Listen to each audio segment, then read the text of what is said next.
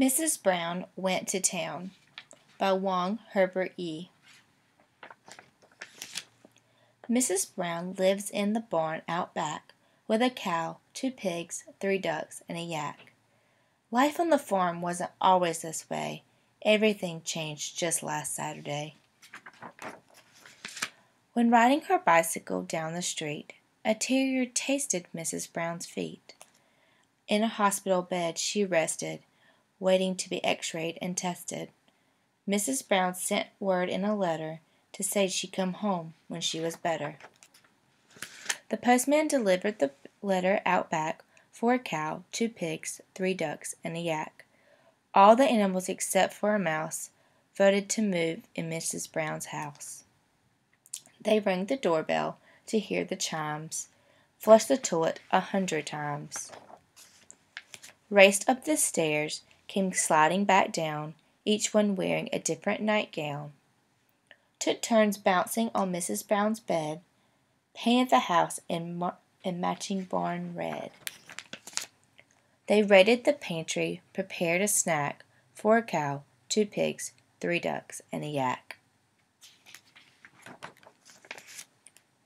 In the bathroom they played for hours, putting on makeup and taking long showers. They dried off in front of a roaring fire, warm and cozy but beginning to tire. Tiptoed upstairs by candlelight, borrowed pajamas to wear for the night. The hospital released Mrs. Brown at 8. A taxicab dropped her off by the gate.